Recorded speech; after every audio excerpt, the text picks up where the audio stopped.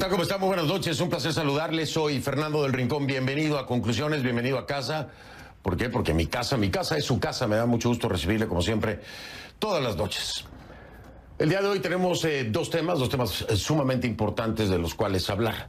El primero de ellos es algo que ya la propia protagonista había anticipado en este programa. Ayer, precisamente, antes de iniciar de lleno con el programa especial sobre las elecciones en México de este próximo domingo, le traía la noticia, el último desarrollo. Estoy hablándole de Cristiana Chamorro, que estando conmigo en este programa me decía que hay que hay, ¿no?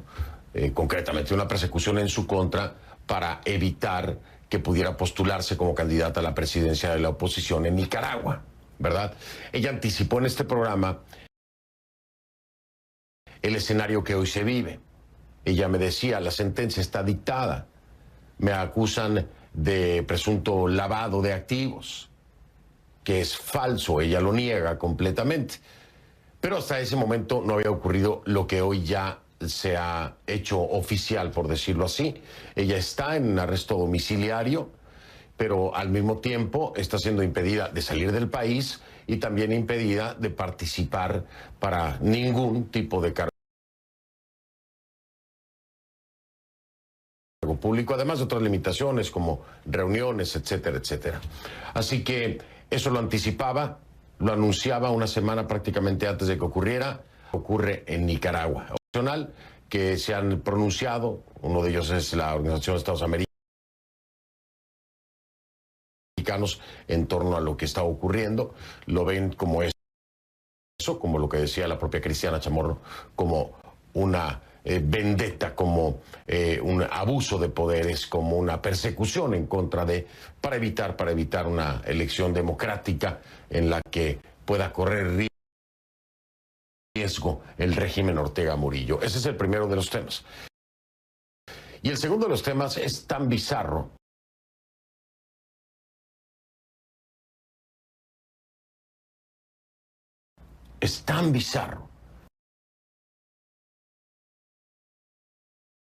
de la democracia.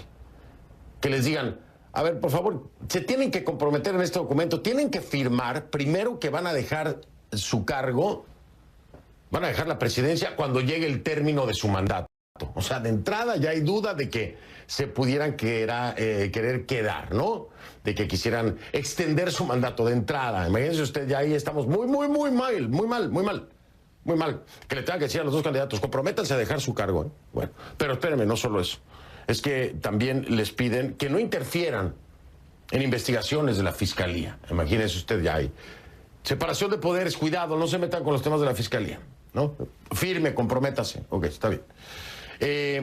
Hay miedo por las propuestas que han hecho de que haya amenazas a la democracia. Amenazas a la democracia. Que se comprometan, que firmen también que van a hacer los máximos esfuerzos para vencer la pandemia mediante estrategias eficaces con base científica, que respeten el derecho a la vida y garantizar los derechos humanos de minorías y marginados para garantizar una sociedad inclusiva, tolerante y plural. Todo esto que les piden a estos candidatos que firmen, no tendría ni siquiera que pedirle a nadie que pretenda ser el presidente o presidenta de un país que firme esto. Porque estos son elementos fundamentales de la democracia. Pero la duda y el temor es tan y tan grande que los están haciendo firmar un documento para que se comprometan a hacer lo que se supone que cualquier demócrata haría. Dígame usted si no estamos fritos con estas opciones que generan todo esto. Que se duda a este nivel de lo que pudieran o no hacer con el poder. Fritos. ¿Sabe de qué le estoy hablando, no? Le estoy hablando de la elección en Perú. Imagínese usted. Bueno, ese va a ser el segundo tema. Imagínese. Vamos a darle adelante.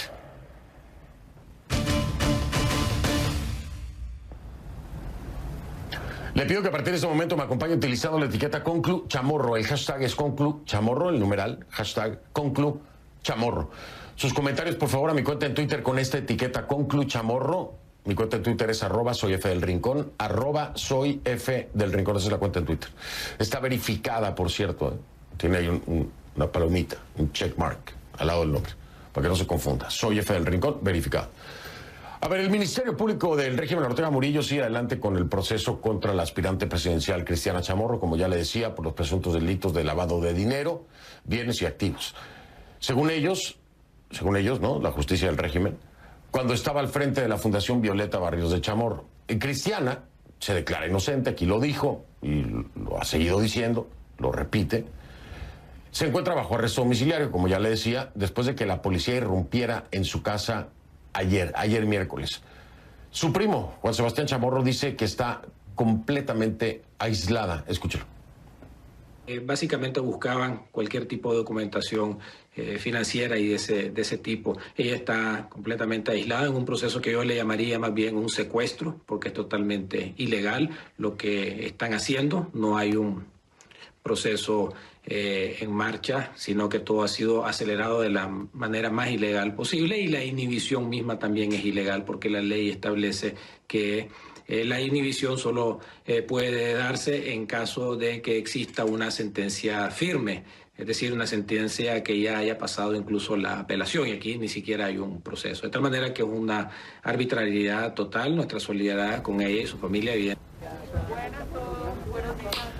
El Poder Judicial de Nicaragua, del régimen Ortega Murillo, no solo tiene a Chamorro bajo arresto domiciliario, sino que la inhabilitó para participar en las elecciones presidenciales de noviembre, que según la propia Cristiana Chamorro era el objetivo único y fundamental, ¿no? Lo dijo aquí en este programa. Además, pues se le impuso el no poder viajar, como yo le decía, tener prohibición de viaje y asistir a determinadas reuniones y actividades. Esto lo hacen porque no se reúnan con partidarios, por ejemplo, ¿no? Opositores, actividades donde puede haber proselitismo. Entonces les limitan el derecho a la reunión también. A ver, hay que dejar claro algo. Cristiana Chamorro se perfilaba como la rival más fuerte de Ortega. La más fuerte. Y de acuerdo a muchas proyecciones, le ganaría a Ortega. Le ganaría a la presidencia. Le ganaría la elección. Por supuesto, son proyecciones, ¿no? En intención de voto. Pero la tenían como la rival más fuerte, al menos. Y otros la dan por ganadora si participa.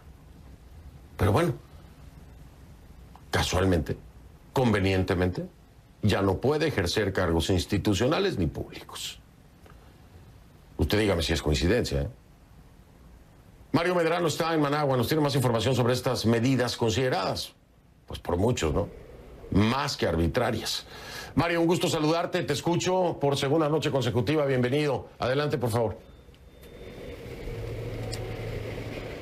Hola Fernando, muy buenas noches. Justamente conversamos durante el día con familiares y también con el equipo de prensa de Cristiana Chamorro, quienes aseguran que ella está en una condición estable anímicamente, pero que continúa aislada. Ella cumplió 24 horas bajo arresto domiciliario en su residencia situada en la carretera sur en la ciudad de Managua, y nos comentaba a partir de algunos familiares que en el allanamiento registrado ayer por la Policía Nacional, pues participaron más de 25 oficiales que revisaron completamente toda la residencia. También se llevaron el celular de ella, la computadora, documentos e incluso información financiera de donde se sacan los fondos para el tratamiento de la señora Violeta Barrios de Chamorro, expresidenta de Nicaragua. Eso pues ha generado un poco de preocupación entre los familiares porque, como bien sabes, Fernando, la expresidenta se encuentra en una delicada condición de salud desde hace un poco más de un año, tiene ya 91 años. Comentarte también, Fernando, que de acuerdo a la abogada defensora, se le ha negado el acceso a entrevistas tanto personales como telefónicas, y ella se presentó ante los juzgados de Managua este jueves para introducir un recurso y que le permitieran conversar con Cristiana, asumir su defensa y ser convocada en las próximas audiencias para que no quede en total indefensión. Eso lo decía la abogada Urieta Benavides esta tarde en llamada CNN en Managua. Quiero compartir contigo parte de las reacciones que desde la población se hacen de este caso. La gente está muy pendiente de lo que pasa porque justamente nos decían antes de grabarlos que esperaban que a través de Cristiana Chamorro se lograra la unidad de la oposición, algo que no se consiguió antes del 12 de mayo, cuando las dos facciones opositoras no lo lograron y se inscribió tan solo una alianza opositora. Te comparto en este momento las opiniones de algunos pobladores de Managua. Es un golpe a la democracia que queremos en Nicaragua.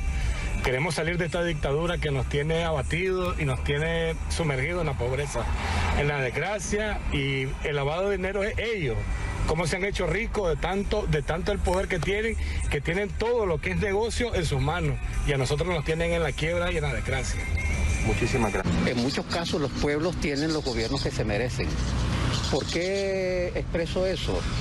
Porque también hay una responsabilidad de falta de accionar de los diferentes sectores sociales y en particular de la población mayoritariamente, ¿verdad?, que ha permitido que todo ese escenario jurídico, legal, inconstitucional, se venga preparando a lo largo de todos estos años. Fernando, también el portavoz de la Oficina de Asuntos Exteriores de la Unión Europea, a través de su cuenta de Twitter, nos referimos a Peter Stano, pidió que se libere inmediatamente a Cristiana Chamorro y que también se reviertan sin demora pues todas las medidas legales que se han tomado en su contra y que según ellos pretenden inhibirla para que continúe su carrera política en las elecciones de noviembre próximo. Fernando. Bueno, pues Mario, es evidente que la han inhibido. O sea, no pretenden, la han inhibido, ¿no? Por las razones que ya hemos especificado, pero por el momento la han inhibido. No podrá participar. Hasta ahora, como están las cosas. En fin. Mario Medrano, gracias. Saludos allá en Managua. Buenas noches. Cuídate, Mario. Abrazo, Fernando. Gracias, igualmente abrazo. Bueno, vamos a hablar con mi primer invitado de esta noche. Él es también un protagonista.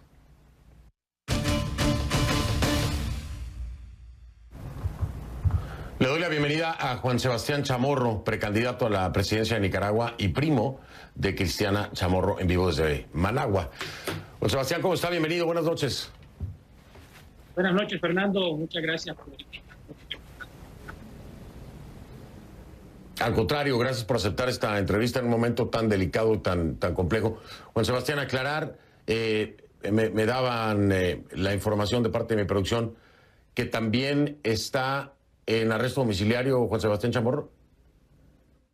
Efectivamente, el día de ayer, cuando trataba de salir para ir a donde Cristiana, se me dijo de que si llegaba a la carretera sur, que es donde ella reside, iba a ser regresado en la patrulla. Ya el día de hoy, cuando intenté salir a una reunión, ya me dijeron que no podía salir del residencial donde vivo. Esta es el día a día, Fernando, que tenemos que enfrentar los opositores nicaragüenses ante esta dictadura criminal, es una dictadura que hace todo lo humanamente posible para poner en las peores condiciones de trabajo político a los opositores, Fernando.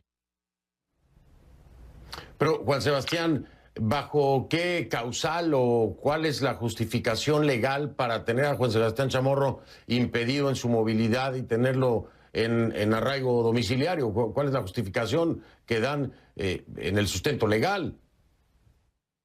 Bueno, como vimos en el caso de Cristiana, no hay sustento legal en absolutamente nada, Fernando. Daniel Ortega tiene un control absoluto sobre la Policía Nacional, su consuegro es el comisionado mayor de la policía, para que tengamos una idea, y el sistema judicial nicaragüense obedece al 100% a las directrices de la dictadura. Simplemente grupo de policía se apuestan en la salida donde vivo con escudos antimotines y no me dejan pasar. No hay documentación, no hay papel, no hay causa, no hay absolutamente nada. Lo que está pasando con Cristiana es todavía más más grave porque ella está completamente aislada en su casa de habitación, Fernando. Su casa está rodeada, el perímetro inmediato de su casa está rodeado, según nos cuentan los familiares, por aproximadamente unos 15 oficiales de la policía y no la están dejando ni siquiera bajar del segundo piso de la casa donde ella está viviendo. A este nivel está llegando la represión de Daniel Ortega. A ver, perdón, yo sé que es el caso de Cristiana, pero es que quiero que la audiencia internacional escuche esto y lo entienda claramente, particularmente con el caso de Juan Sebastián, y seguimos con el de Cristiana, por supuesto, pero, a ver, voy a decirlo y me corriges, Juan Sebastián. Juan Sebastián está en arraigo domiciliario en su casa. Afuera hay policías apostados con escudos antimotines que no lo dejan salir, ni recibir un documento, ni enviar un documento, ni hacer nada, absolutamente. Está ahí en el residencial donde vive, no puede moverse de su casa, ¿ok? Y yo le digo a Juan Sebastián, ¿y cuál es el sustento legal? No hay sustento legal. ¿Qué quiero decir con esto? A Juan Sebastián no le han entregado un solo documento por parte de la justicia del régimen Ortega Murillo, la justicia del régimen Ortega Murillo. Nada que le indique que se encuentra bajo arraigo domiciliario, ni ninguna razón por la cual él no pueda tener libre movimiento, desplazamiento. Esto es así, ¿no, Juan Sebastián? Es decir, aquí nada más se apostaron, te dijeron no puedes salir, pero no hay ni un solo documento que sustente o que fundamente el motivo por el cual te han secuestrado, literalmente. No hay ningún sustento. El policía se acercó, lo subía en mis redes sociales precisamente y dijo que Nicaragua quiere la paz, que de ahí no podía movilizarme y que la decisión estaba tomada porque yo incitaba a la violencia, Fernando. Esa es la única justificación. Yo tengo 8 meses de estar en esta situación, tengo Managua por cárcel desde hace 7 meses y es una muestra, y no soy el único, hay otros líderes opositores que están sufriendo lo mismo sin ningún tipo de documentación legal. Simplemente Ortega, con la utilización de la policía, se apuesta enfrente de la casa de opositores, enfrente de familiares de presos políticos y simplemente no los dejan salir.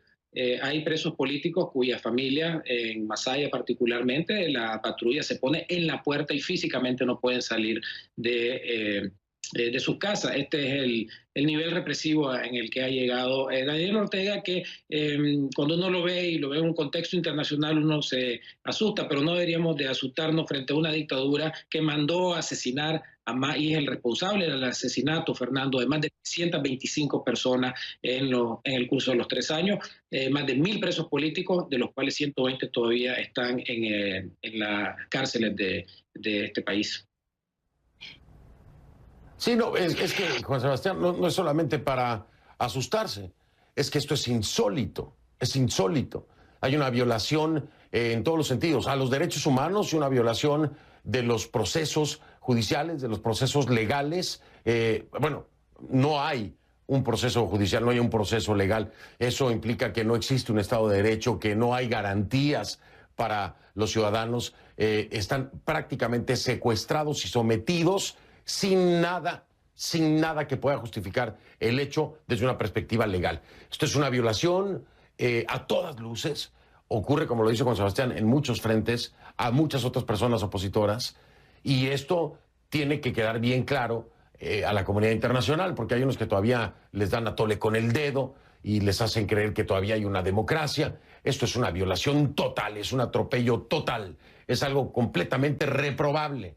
Y no hay un espacio de Estado de Derecho y democracia cuando un policía se para en la puerta de su casa y le dice, usted de aquí no sale. ¿Por qué? Porque lo digo yo. Y cualquiera que me está viendo en Guatemala, Argentina, México, Perú, Ecuador, en donde sea, pónganse en esos zapatos. Que mañana por la mañana usted quiera salir de su casa y un policía con un escudo antimotines le diga, usted no sale a ningún lado. ¿Por qué? Porque yo lo digo. Y se quede ahí por 8 meses. Eso es lo que está pasando en Nicaragua. Y la tibieza de siempre de la comunidad internacional. Tibios en sus reacciones. Sus comunicados que de impacto hacia el interior y para buscar una solución no tiene ninguno. No tiene ninguno. Ahí está el ejemplo de Cristiana Chamorro, ahí está el ejemplo de Juan Sebastián Chamorro y le podemos hacer una lista de lo que pasa en Nicaragua. Voy a hacer una pausa, regreso. Estoy con Juan Sebastián Chamorro, es primo de Cristiana Chamorro. en vivo desde Managua. Él está contando su situación en este momento y vamos a regresar con la de Cristiana después de la pausa. Regreso inmediatamente con Juan Sebastián Chamorro. También esta noche vamos a hablar de Perú. De Perú, ya le dije, a solo horas de sus elecciones presidenciales. No nada más están polarizados, no, es que las dudas que hay sobre lo que puedan hacer cualquiera de los dos candidatos son terribles, terribles. Estamos fritos con las opciones.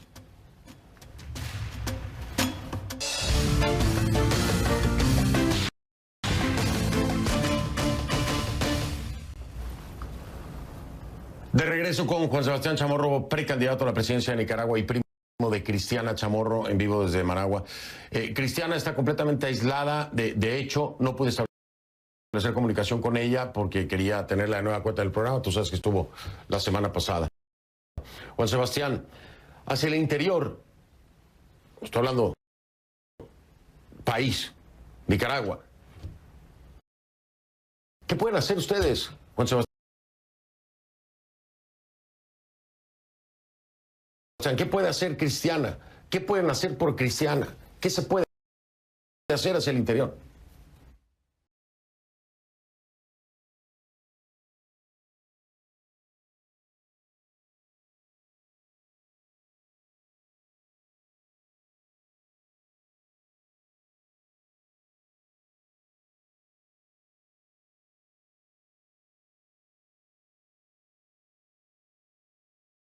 Posible para cambiar las reglas y ya lo está haciendo a su favor, inhibiendo candidatos de la popularidad de Cristiana, lo está haciendo por el temor. Estos actos que está cometiendo Daniel Ortega solo muestran debilidad precisamente. Cuando una dictadura se tiene que asistir de estas fuerzas policiales absurdas, totalmente ilegales, y la instrumentalización del Poder Judicial, del Ministerio Público, que no ha hecho absolutamente nada por las víctimas de la represión en estos últimos 3 años, uno ve de que la dictadura está cometiendo equivocaciones tras equivocaciones. Lo que queda, Fernando, es acuerparnos todos los liderazgos políticos, acuerpar a Cristiana. Evidentemente nosotros no aceptamos de que la inhibición se dé, porque estaríamos aceptando una total ilegalidad. Fíjate vos que para que sea inhibido tiene que ser un candidato oficial registrado en el Consejo Supremo Electoral, y lo que hay apenas en este momento es un proceso de precandidatura donde estamos participando varios precandidatos y por lo tanto no cabe la inhibición.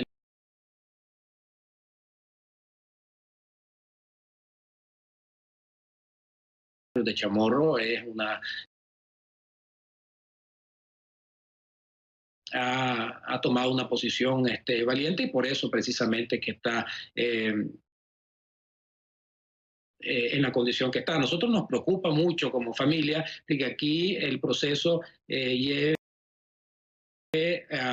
vaya a ser todavía más viciado. Nuestra preocupación, y lo decía la doctora Benavides, es de que en las audiencias se le ponga a un abogado que no la vaya a defender, de que las audiencias sean a medianoche, como ha ocurrido con centenares de presos políticos. Nos preocupa mucho la integridad física, por un lado, evidentemente, pero también el proceso y cómo se va a llevar este proceso, porque todavía no la han dejado, después de 24 horas, poder hablar, ni siquiera hablar con su abogado, Fernando.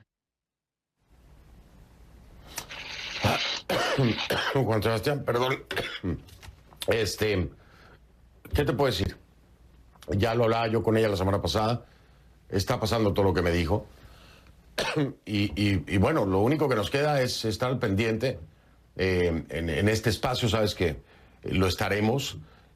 Aunque yo tengo durante este fin de semana elecciones muy importantes en Perú y en México, la semana que entra, sin duda alguna, te estaré molestando de nueva cuenta, ya que no puedo hablar directamente también con Cristiana, para que le demos seguimiento a esto y ver hasta dónde es que llega esto, hasta dónde es que llega por parte del régimen Ortega Murillo, y a ver si la comunidad internacional se pone los pantalones para ser más contundente.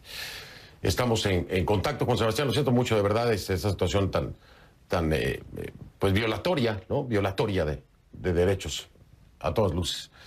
Un abrazo, Juan Sebastián, gracias.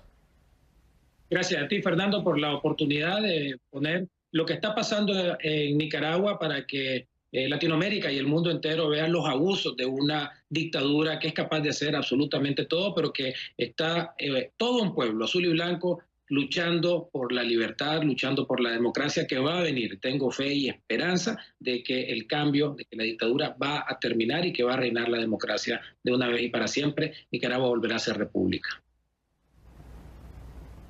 Estamos al pendiente. Juan Sebastián Chamorro, primo de Cristiana Chamorro, en vivo desde Managua. Hago una pausa, regreso y vamos con el segundo tema. Perú, también fin de semana, elecciones presidenciales, más polarizado que nunca, pero además es tanto el temor. Fíjese usted, en lugar de estar motivados porque vaya, por fin, tenemos dos opciones maravillosas, vamos a poder lograr algo en el Perú, ¿no? Lo que hay es miedo por cualquiera de los dos que pueda quedar. Imagínese usted. Ya vengo. De elecciones. El hashtag es ConcluPerúElex. A partir de este momento, sus comentarios con la etiqueta ConcluPerúElex de elecciones. A mi cuenta en Twitter, @soyfdelrincón. @soyfdelrincón. En Twitter, ya vengo. Ex de elecciones es la etiqueta. @soyfdelrincón es la cuenta en Twitter para sus comentarios. @soyfdelrincón. Perú se acerca a la segunda vuelta de la elección presidencial. Hay polarización creciente, hay también muchas dudas. A ver, en una entrevista con la agencia EFE, Luis Martínez Betanzos, que es el asesor electoral del Programa de Naciones Unidas para el Desarrollo, afirmó que en esta campaña se están dando ataques a las instituciones electorales, que son preocupantes y peligrosos. En esta campaña en Perú, ¿no? En México también, no se confunde, en los dos lados, pero estoy hablando de Perú. Sin embargo, al mismo tiempo estamos viendo movimientos dentro del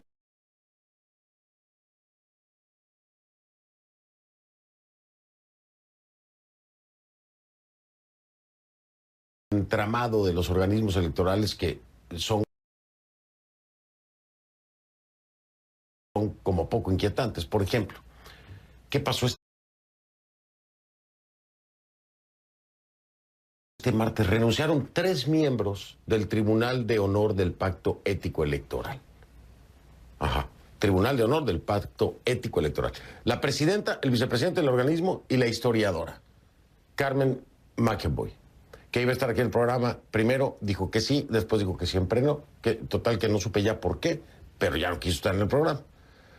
Ahora, estos 3 firmaron una carta en la que señalaron que su salida se debió a la imposibilidad de poder cumplir con todos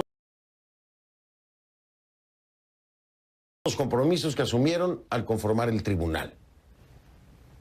¿Pero cómo? ¿Pero por qué? ¿Por qué no podían cumplir con sus compromisos? Ahora, antes de seguir profundizando en ese tema, hay que aclarar que el Tribunal de Honor es un organismo que se encarga de velar por el cumplimiento de los compromisos que asumieron las organizaciones para estas elecciones. Por eso resultan tan preocupantes estas renuncias. Y además justo en la antesala de la elección. Sobre todo porque el tribunal está integrado por personalidades propuestas por el Jurado Nacional de Elecciones y por los partidos políticos. Estas declaraciones posteriores a la renuncia de la historiadora McEvoy tampoco es que dejen espacio para la tranquilidad. La historiadora considera que el proceso electoral en curso es complejo y violento y aseguró que exigía un tribunal de honor más proactivo y oportuno en sus pronunciamientos y por ello también más apoyo institucional del Jurado Nacional de Elecciones y cierto nivel de coordinación con su titular que precisamente asegure la independencia. Imagínese usted, tremendas declaraciones, ¿no? Ese titular al que se refiere es Jorge Luis Salas, presidente del Jurado Nacional de Elecciones, quien en entrevista con el canal de noticias RPP aseguró que jamás fue informado de la incomodidad de los miembros del tribunal. O sea, no sabía nada. Un día después, Salas Arenas se comprometió a garantizar unas elecciones limpias y transparentes momentos antes del debate presidencial. Escuchen. Reafirmamos nuestro compromiso al garantizar elecciones limpias y transparentes que fortalezcan la democracia y la gobernabilidad en nuestra patria. Esta es una labor que, de acuerdo con las misiones de observación internacional y local que han estado acreditadas en su momento en el país, estamos conduciendo de manera óptima cada entidad del sistema electoral en su respectivo campo de acción. Bueno, a pesar de estas declaraciones, el resto de tweets de la historiadora Carmen McEvoy siembran dudas en torno al proceso electoral. Espero, dice McEvoy, que por el bien del país y de los peruanos y peruanas en tiempos tan difíciles el proceso electoral culmine sin más complicaciones y que los candidatos y medios de comunicación reparen en la importancia gravitante de respetar las instituciones y la democracia. ¿Cómo siente esto, eh? De momento los candidatos han expresado su compromiso. Ahora falta ver si van a cumplir las promesas. Escuchemos la más reciente promesa que ha hecho el candidato de extrema izquierda, Pedro Castillo, de Perú Libre. Que voy a demostrar a mi patria lealtad. Que voy a demostrar a mi patria respeto. Que voy a demostrar a mi patria toda mi experiencia. Como maestro, como campesino, como rondero, como hijo, como hermano, como padre, respetando a las organizaciones de mi patria, respetando a las instituciones, respetando esta Constitución a la cual nos está llevando a este escenario político, este escenario democrático. Por su parte, Keiko Fujimori, candidata de extrema derecha de Fuerza Popular, suscribió hace unos días un pacto por la democracia en el que se comprometió a preservarla, defender la Constitución y respetar la libertad de expresión en el país, en el caso de que resulte ganadora en la elección del domingo. En fin. Mire, voy a hacer una pausa para regresar a hablar con mi invitado de esta noche, que es Iván La Negra. Él es secretario general de la Asociación Civil Transparencia en Perú. Me va a acompañar desde Lima. Ya regreso.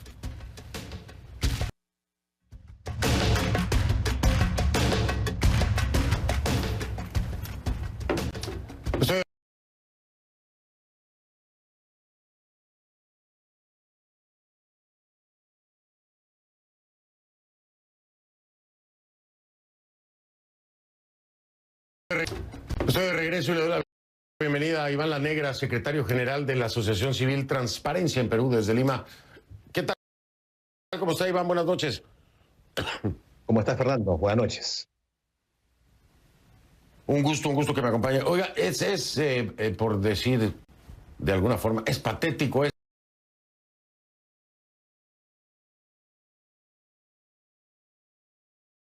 esto que está pasando en el Perú cuando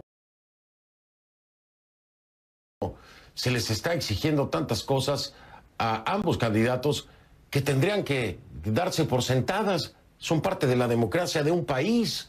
Y lo que se ve aquí es que hay duda de uno y del otro de que no cumplan precisamente con los requisitos más básicos de una democracia.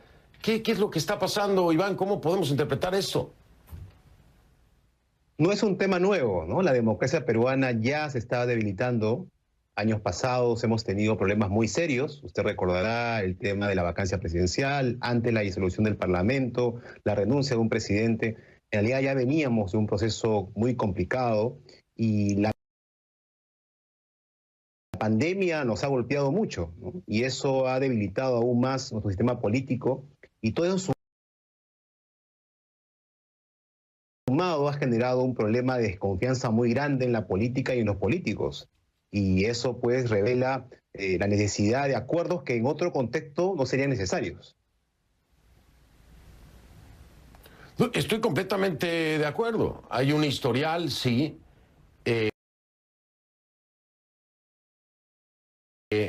Pero a ver, en el proceso de elección, o sea, tuvieron una cantidad ridícula de opciones, ¿no? Una cantidad ridícula de opciones. Digo ridícula porque no puede haber tantos modelos diferentes de país. La mayoría eran muy similares uno al otro. Y entonces lo que se llega a la conclusión por parte de la población hoy son dos opciones que, lejos de dar esperanza, tenerle fe, de pensar que va a cambiar el Perú, lo que se tiene son miedos. Y la pregunta aquí es, porque tampoco podemos ser inocentes, ¿de quién es la culpa? La culpa es del electorado que le está dando paso a ofertas que, lejos de ser sanitarias, al contrario, pueden ser terriblemente dañinas, o es que no hay oferta política en el Perú que realmente pueda generar confianza. ¿Cuál de las dos puede ser? Es claramente lo segundo, ¿no? Creo que los ciudadanos han salido a votar frente a una oferta que no ha satisfecho sus expectativas, ¿no? Y en ese contexto, sumado a la desconfianza, han debido optar por un conjunto de candidatos que muchos de ellos postulaban por primera vez no solo la presidencia, sino un cargo público, ¿no? Y pues eso ha generado situaciones que han sido pues a veces vistas desde fuera del país como extrañas, ¿no? Una enorme fragmentación de la votación. Los dos candidatos que han quedado en primer lugar han pasado con el menor porcentaje de nuestra historia, ¿no? En lo que se refiere a la posibilidad de llegar a una segunda vuelta. Entonces, sí, es claramente un problema de la oferta política y que además, hay que decirlo también, la propia clase política no ha tomado las decisiones en su momento para enfrentar este problema, y eso también es una situación que nos ha llevado pues estos últimos años, ¿no? De conflicto político. Cuando lo vemos desde una perspectiva de transparencia en el proceso electoral, ¿en dónde está ubicado el Perú? Porque veíamos las renuncias de estos integrantes que a final de cuentas eran ética, ¿no? Entonces dicen, no, sabes que yo me voy porque aquí no podemos cumplir con esa ética. Digo yo, bueno, ¿qué transparencia hay entonces en el proceso con estas dudas tan grandes? Sí, hay que distinguir varios componentes del sistema electoral, ¿no? En primer lugar, tenemos una institución que se encarga directamente de las actividades del sufragio, ¿no? Que es la Oficina Nacional de Procesos Electorales, la OMPE, ¿no? Luego tenemos otra entidad que se encarga de la justicia electoral, que es el Jurado Nacional de Elecciones, y otra institución que se encarga del padrón electoral, que es el Registro Nacional de Identificación y Estado Civil. Entonces, todas estas instituciones en su conjunto organizan las elecciones. Ahora, dentro del Jurado Nacional de Elecciones, pues hace ya buen tiempo, del 2005, hay una iniciativa, ¿no? Orientada a establecer estándares de buen comportamiento durante la campaña. Y se creó una figura que se llama el Pacto Ético Electoral, que firman los partidos políticos. Y ellos se comprometen a ciertos, como digo, estándares mínimos de buen desempeño, de buen comportamiento durante las elecciones. Y para precisamente vigilar que esos estándares se cumplan, se crea un tribunal del pacto ético. Y es ahí precisamente donde se han producido estas renuncias, ¿no? Que, como bien ha señalado usted, han pues generado una preocupación, ¿no? Por las razones que se dieron para dichas renuncias. Claro, pero esto no nada más trae preocupación, es que algo está mal. Algo está mal, porque si no, no hubieran renunciado. Entonces, ¿qué es lo que está mal? ¿Y qué es lo que está mal y por qué renuncian ahora cuando se acerca ya la elección? Esto debe ser una señal de alerta muy importante, ¿no lo cree? Sin duda, sin duda. Y nosotros hemos señalado que pues es muy lamentable que esto haya pasado. Ahora, hay que decir que las razones que han dado son básicamente de un problema administrativo, es decir, como son una instancia, ¿no? Independiente, autónoma del jurado, pero que sí depende en su apoyo administrativo del mismo, entonces han señalado que no han recibido todo el apoyo, ¿no? Es un tema que se pudo haber resuelto en realidad con una gestión, ¿no? Que se pudo haber hecho muy temprano para evitar esta situación, pero sin duda coincido que es un tema penoso, ¿no? Que no debió haber ocurrido. Iván, ha habido señalamientos contra la Junta Nacional Electoral, contra la OMPE. Yo le quiero preguntar ya para cerrar la entrevista. ¿Usted cree que se va a respetar el resultado por parte de quien sea? ¿O cree que vendrá el tema del fraude, la impugnación y todo esto?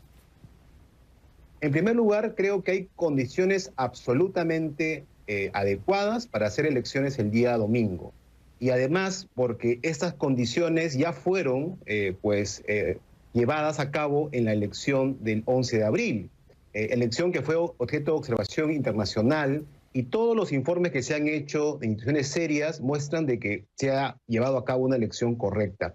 Esas mismas condiciones también están presentes en esta elección, así que en verdad hablar de fraude me parece bastante irresponsable. Sin embargo, cosa distinta es la actitud de los políticos, y ahí transparencia ha sido muy clara, ¿no? Hemos pedido a ambos candidatos que haya un compromiso, que además es consecuente con esta promesa que han hecho de respetar la democracia, de respetar a las autoridades electorales, pero también el resultado electoral. Ojalá que cumplan con su promesa, porque eso es indispensable para tener un gobierno legítimo durante los próximos 5 años.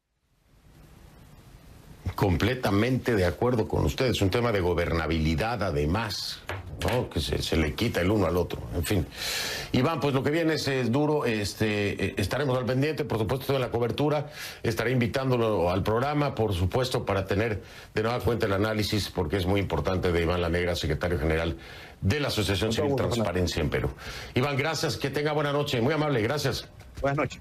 Buenas noches. Buenas noches. Ya regreso. Soy Fernando del Rincón, gracias por haberme acompañado, como siempre le digo, si no lo vio en conclusiones, no lo vio, y si me permite, lo veo mañana, pásela bien.